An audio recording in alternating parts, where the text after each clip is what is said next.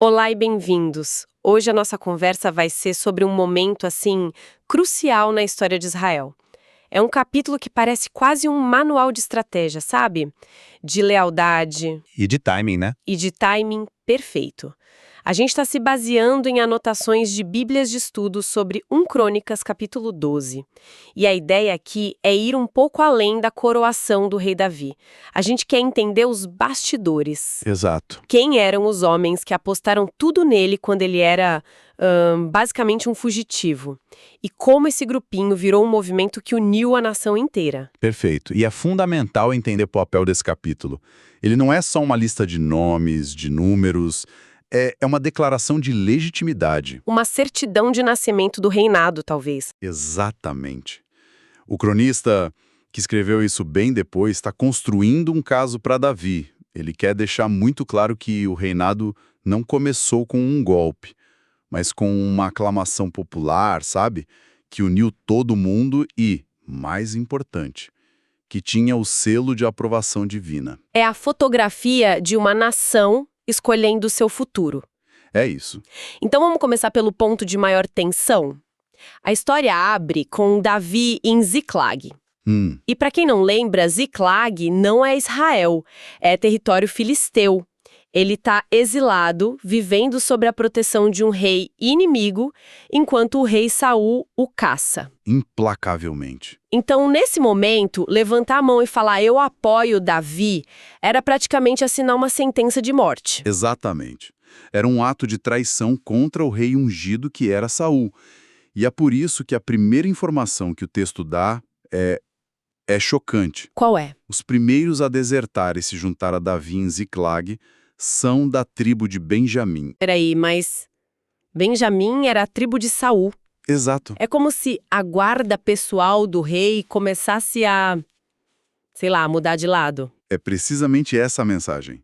E o texto vai além, diz que alguns deles eram parentes de Saul. Ah, isso é forte. É um sinal político devastador para o rei. Mostra que o apoio a ele estava rachando não na periferia, mas dentro de casa. O problema era interno. E que tipo de homens eram esses? Eram só, parentes descontentes? Longe disso. E o cronista faz questão de destacar isso. Eles eram a elite militar. Ah, é? Sim. A descrição é super específica. Guerreiros ambidestros que usavam tanto a mão direita quanto a esquerda para atirar com arco e com funda. Taticamente, isso é uma vantagem enorme. Gigantesca. E o texto dá nomes para que a história lembre deles. Aiezer, o chefe, Joás, Gesiel, não são anônimos. Ou seja, Davi não estava atraindo só rebeldes, ele estava atraindo os melhores dos melhores. A tropa de elite de Saul. Exatamente. E isso é crucial para a narrativa. Mostra que desde o início, o movimento de Davi tinha qualidade, não só ressentimento. A chegada desses caras dava a Davi força militar e também, um selo de aprovação. Sinalizava para os outros que talvez o futuro não tivesse mais com Saul. Perfeito. A qualidade dos seguidores já era um presságio da qualidade do reinado. Então, esse apoio inicial em Ziklag começa a criar um efeito dominó. Mas não eram só os guerreiros de elite que se juntavam a ele, certo? Não.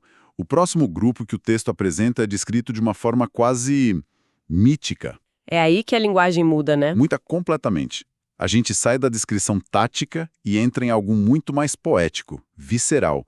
São os homens da tribo de Gade que encontram Davi numa fortaleza no deserto. E a descrição é impressionante. O texto diz que eles tinham rostos como de leões e eram leves como corças sobre os montes. Eu fico tentando imaginar o que isso quer dizer na prática. É uma metáfora muito poderosa. O cronista está juntando duas qualidades que parecem opostas, mas que juntas formam o soldado perfeito, sabe? Ferocidade e agilidade. Exato. Rostos de leões não é sobre aparência, é sobre a aura que eles projetavam. Coragem, o tipo de guerreiro que não recua. E leves como corças ou gazelas, fala de agilidade, velocidade. Eram as forças especiais da época. Letais e rápidos. Isso. E eles provam essa determinação de um jeito bem dramático, né? Atravessando o Rio Jordão durante a cheia. Isso não é uma travessia qualquer. De jeito nenhum. O Jordão na cheia é uma torrente perigosíssima. Era a prova final de comprometimento.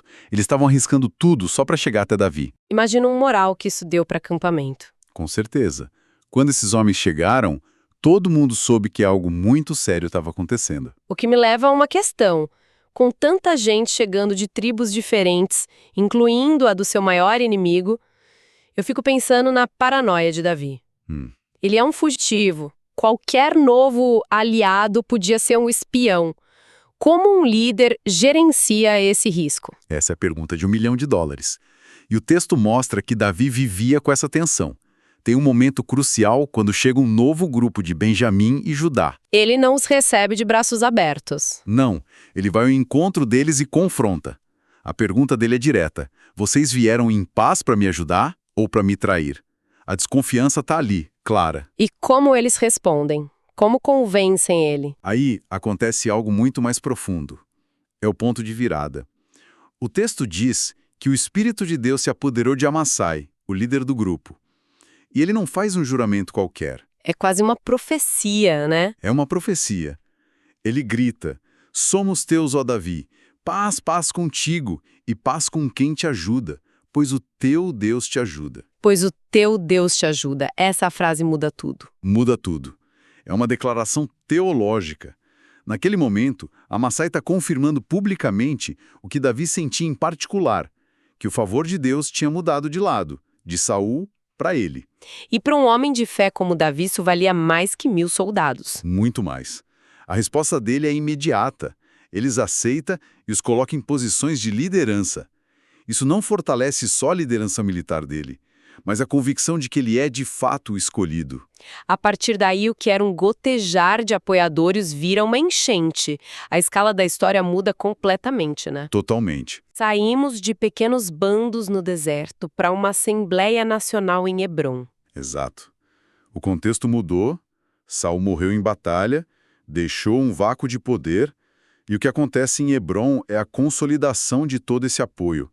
As tribos vêm a público em massa para proclamar Davi rei sobre todo Israel. E os números são absurdos. É difícil até de visualizar. Começa com a tribo de Davi, Judá, com 6.800 homens. Sim, essa é a base dele, o esperado. Mas o que vem a seguir é que impressiona. Simeão manda 7.100, Levi 4.600. E aí vem um número que para mim é um dos mais significativos, 3.000 homens de Benjamim. A tribo de Saul. Mesmo depois da morte dele, eles ainda tinham motivos para resistir. Exato. O texto até diz que a maioria da tribo ainda era leal à casa de Saul, o que torna esses 3.000 ainda mais importantes, entende? Mostra que mesmo no coração do antigo regime, a maré tinha virado. Exatamente. Não era mais sobre lealdade familiar, era sobre o futuro da nação. E depois disso, os números explodem. Efraim, 20.800 homens valentes.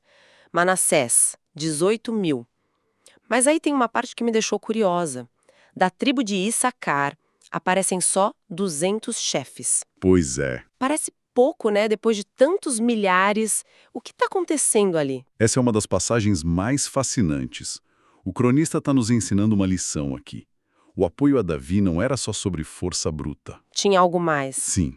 A descrição dos homens de Issacar é única. Eles sabiam discernir o tempo e o que Israel devia fazer.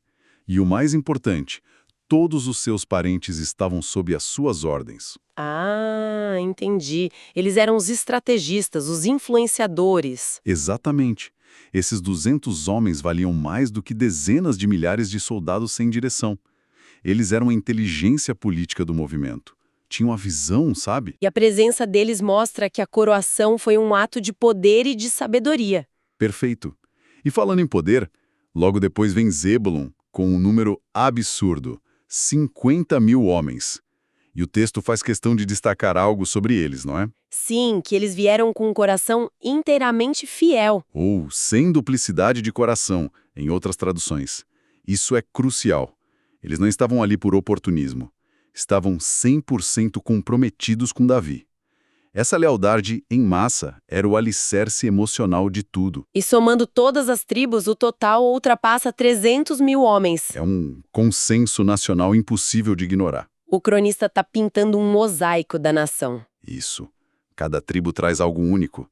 A bravura de uns, a sabedoria de outros, a lealdade de Zébulon. É a nação inteira com toda a sua força e diversidade unida num propósito só. Então, com todo esse apoio consolidado em Hébron, a coroação em si não deve ter sido um evento tenso de negociação. Pelo contrário, o clímax do capítulo não é um ato político formal. É uma festa. Uma celebração. Uma celebração gigantesca de 3 dias. A união forjada na guerra e na política é finalmente selada com alegria. E que festa! A descrição é de uma abundância impressionante. Provisões de toda parte, em jumentos, camelos, a lista de comida é infinita. Farinha, figo, passas, vinho, azeite, bois, ovelhas em abundância. Essa abundância é muito simbólica. Ela representa o fim de uma era de escassez, de guerra civil, de instabilidade sob Saul. E o começo de uma nova era de unidade e prosperidade. Exato. A festa não era só para a elite, era para todo mundo. É a nação inteira respirando aliviada, celebrando um novo começo. O capítulo termina com uma frase simples, mas que resume tudo. Porque havia muita alegria em Israel. É o fecho perfeito. Essa alegria não era só por um novo rei, era a alegria de se sentirem um só povo de novo, sabe? Com um futuro pela frente. Era a celebração da esperança. Olhando para trás em tudo que a gente conversou, fica muito claro que a ascensão de Davi não aconteceu do dia para a noite. De jeito nenhum. Foi um processo construído com a coragem de poucos que arriscaram tudo no início, depois validado por sinais divinos e que culminou nessa aclamação esmagadora de uma nação inteira. Exatamente. E isso nos leva a uma reflexão final interessante. O autor se deu ao trabalho de listar nomes, números, habilidades. Por que tanto detalhe? Por que não dizer só um grande exército veio apoiar Davi? Boa pergunta. Talvez seja um lembrete de que os grandes movimentos da história nunca são anônimos. Eles são a soma das decisões, da coragem, das habilidades de pessoas e grupos específicos. A questão que fica é, de que forma esse ato de registrar e lembrar quem contribuiu e como, não apenas honra o passado, mas também molda a identidade e o futuro de um povo.